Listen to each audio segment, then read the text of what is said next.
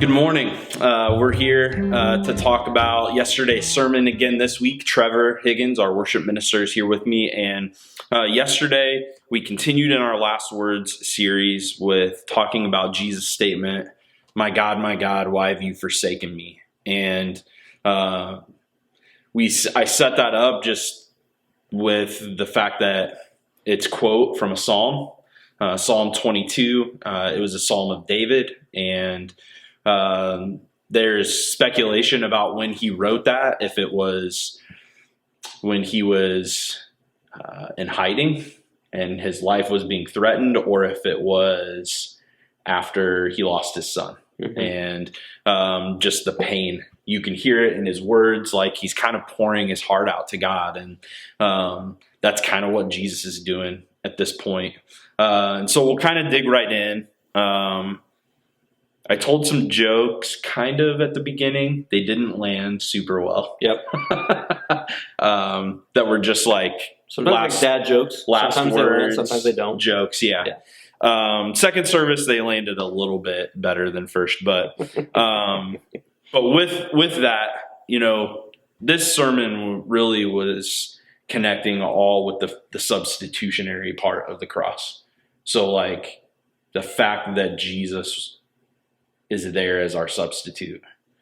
So the interesting thing is pairing it off of last week. I feel like this week was saying, okay, last week it was, he knows our pain. Mm-hmm. He can identify with our pain. And then this week is, man, we have no idea about his though. Yeah. Like we literally can't identify with the aloneness that he felt in that moment because he took the punishment that was supposed to be ours. Yeah. So he's feeling what he doesn't want us to ever have to. What I loved how you said it was, that he didn't have a place on earth, nor did he really have a place on heaven at this time. Yeah. Like he was truly alone. Yeah, that in both worlds. He's hanging between heaven and earth with a home in neither one. Yeah.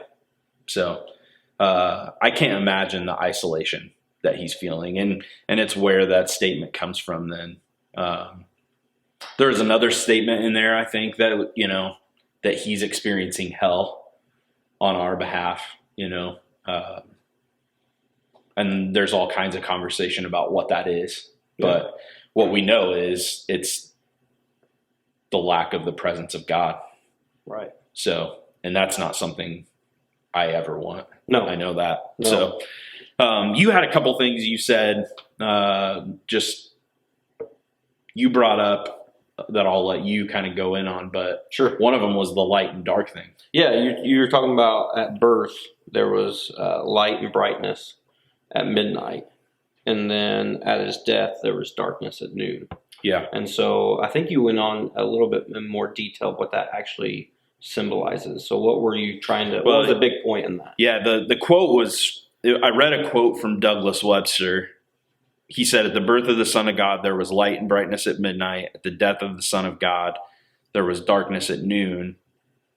And, just leaning in on that, I quoted from John chapter 3. This is the judgment. The light has come into the world, and people love the darkness rather than the light because their works were evil. And so I just kind of likened it to, there's literal physical darkness here, but it's an image of the spiritual darkness that's taking place. That just, sin and the repulsiveness of it. And that kind of led into then the illustration I used was the character from the Passion of the Christ. And that scene, that in an interview I was reading that Mel Gibson did about the movie, and it was a creepy character. Satan, the way he portrayed Satan in the movie was super creepy and weird. You see it from the beginning of the movie in the garden, but he's just kind of this lurking, like just evil looking character. But then at the point I was talking about, the scene I was talking about is when Jesus is being tried and he's cradling a baby. Mm-hmm. And when the baby turns and you see its face, it's a like distorted old man face. that is just really grotesque. Yep. And the whole thing was he in the interview, they asked him what was that about? And his quote was, "I wanted to convey that sin looks appealing and innocent at a distance, but up close it's shocking and repulsive." Yep. And so all of that kind of connects to that this whole idea of darkness that's taking place. And I talked about light and dark and our eyes becoming accustomed to the dark, and that's kind of, it seems like what happens. I mean, we live in a place that's not our home, but it just in ways becomes our home. Yep. More than we want it to. So. Yeah, and then we talked about too. I think the question that you asked was, when's the last time that you broke when thinking about, what Jesus did for us? And so our small group was talking about the movie, The Passion. And we were talking about, like, in the theater, it's the only movie that I've been to where the movie stopped, it was done, but no one moved. I mean, there was just a silence. No one knew what to do. I mean, it literally just, I think we read over and over, and this happens through all of Scripture, all the stories, and we forget to put ourselves in those shoes, and we forget about the real raw emotions, the real feelings of pain, and like we talk about loneliness. And when you see it portrayed in front of you, there's just a different impact that it has on you. Yeah. So I think, as we go along and as we get older and as we read it more and more, we just kind of, Jesus died for me. But once you brought in the scientific facts of what happens during that, like, people are like, wow. Yeah. I mean, it just brings it to light, like, what he did for us. Yeah. How powerful that is. That was like, I was telling you earlier, that same interview Mel Gibson did, he talked about that on screen in the movie when Jesus is being nailed to the cross, he's the one that actually did it. And it seems like it was all about what you're talking about. Like, he was literally trying to put himself in this place of, man, it was me that put those nails in his hand. It was me it was my sin, my ugliness. And I think that's why, connecting back to what you said, like, when's the last time you broke over what Jesus did for you on the cross? Like, if you don't think your sin is ugly, right, you probably don't break. Right.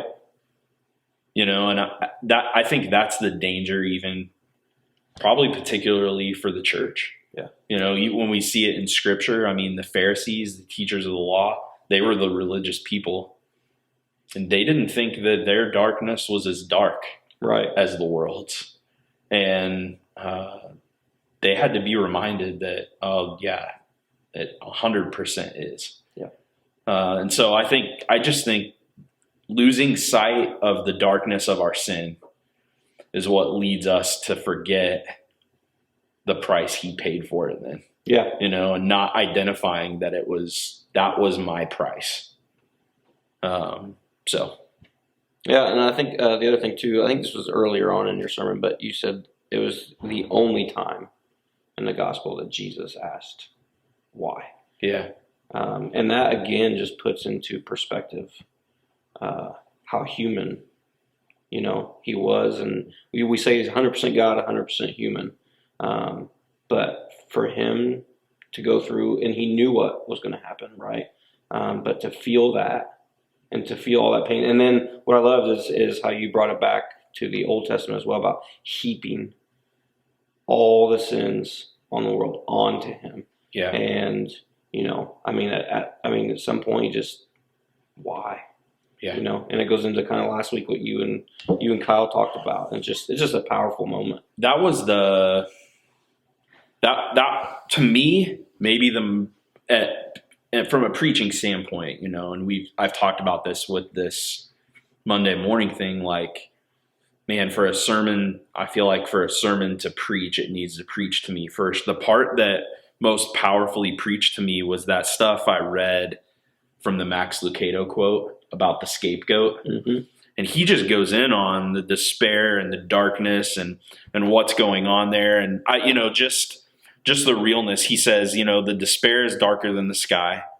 The two who have been one are now two. Jesus, who had been with God for eternity, is now alone. The Christ who was an expression of God is abandoned. The Trinity is dismantled.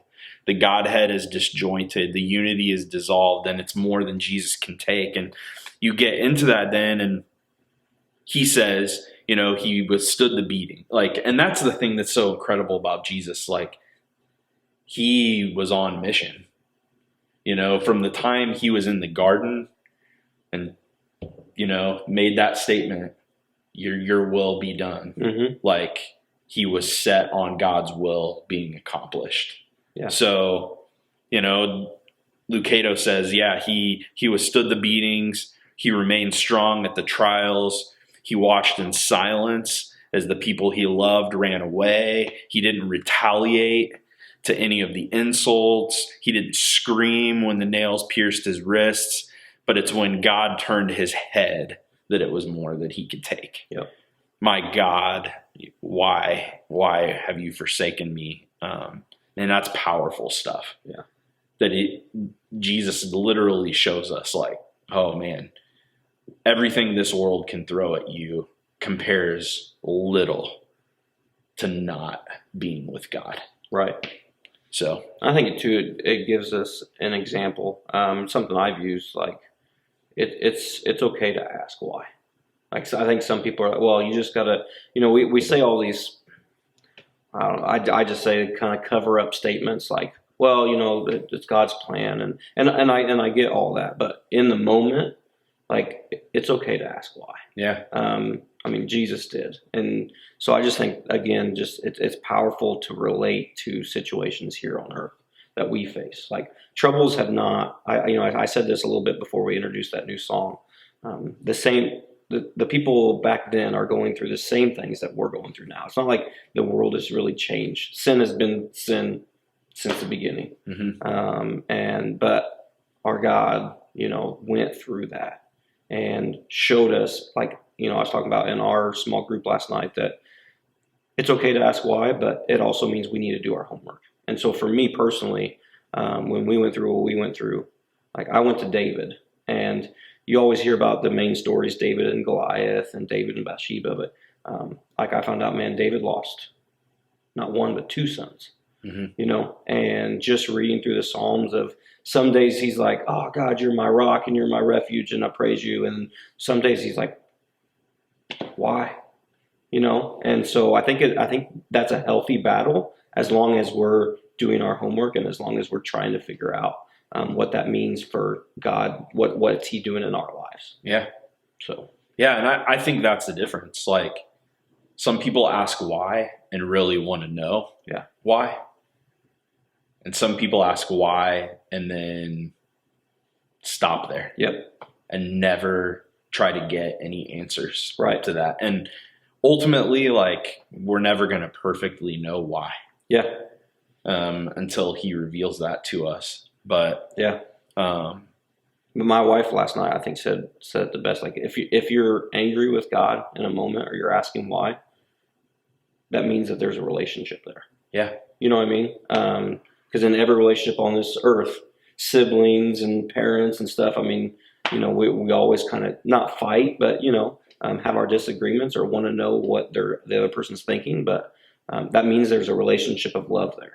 And so I think, for some people, that's healthy as long as, we're actually trying to find out why. And as long as we're trying to grow in our relationship with God, then it's healthy to ask why. So. Yeah. So I had this story I was going to use in the sermon, and it just didn't feel like it. So, that's what I love about this. Sometimes there's things that don't make it. So there's this story that I had Chuck Colson. He